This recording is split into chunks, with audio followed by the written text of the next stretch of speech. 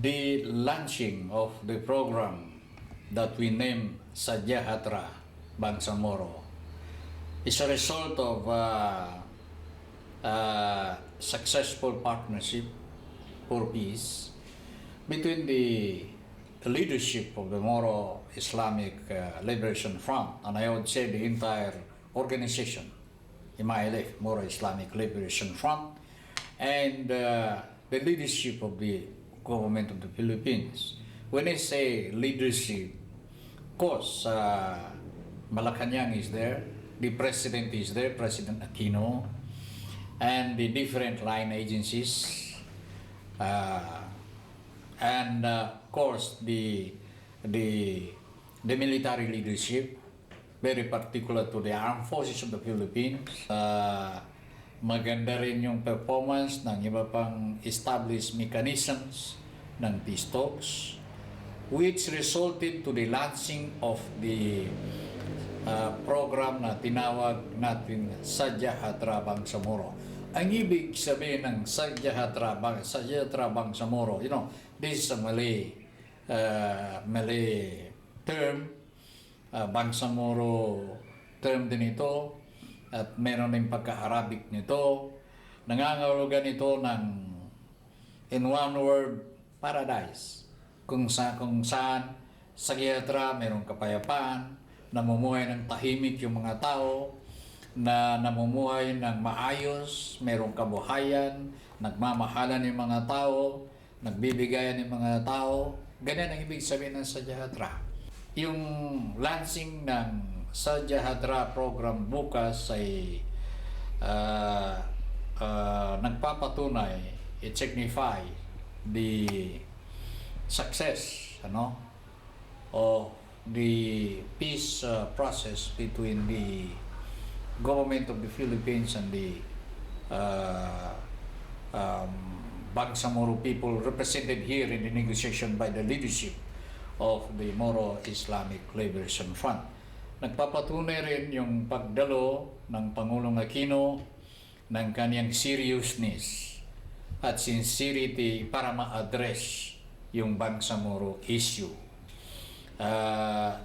Kami naniniwala na serious siya sa kaniyang ginagawang pag-address sa Bangsamoro issue, sapagkat naintindihan niya marahil na ang root cause ng Bangsamoro issue ay ng Mindanao conflict ay ang Bangsamoro issue, which means that yung solution sa Mindanao conflict ay yung resolution ng Bangsamoro issue.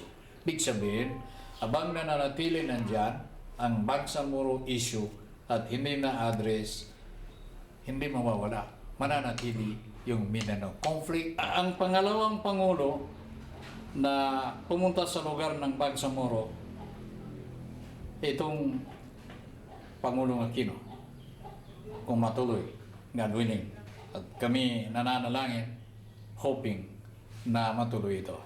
Pero kanyang pagpunta, hindi upang insultuhin ang mga Muslims, katulad ni Estrada, kundi ito pa rin ang kanyang tungkulin bilang Pangulo ng Pilipinas, na hahanap siya ng paraan para lutasin ang problema ng kahit na sinong grupo ng tao sa Pilipinas. For after all, he is the father of the entire people in the Philippines.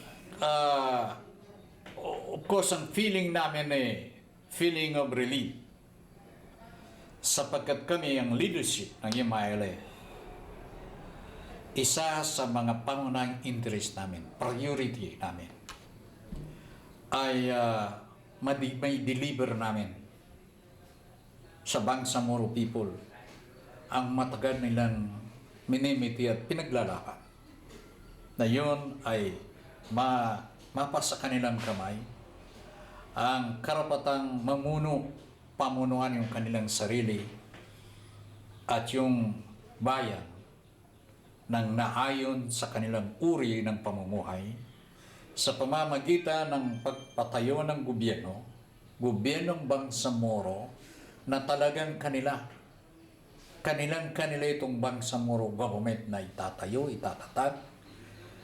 Bagamat yung gobyerno niyan ay sa ilalim pa rin ng poder ng gobyerno ng Pilipinas, hindi hiwalay. At yan ang interest, pangunahing interest ng leadership ng MILF sa ngayon. Paano namin yan may deliver sa kanila? Hindi posisyon ang interest namin. Ito lamang ang interest namin. Pat may deliver namin yan sa mga Bangsamoro people. Masaya na kami. Masaya na kami.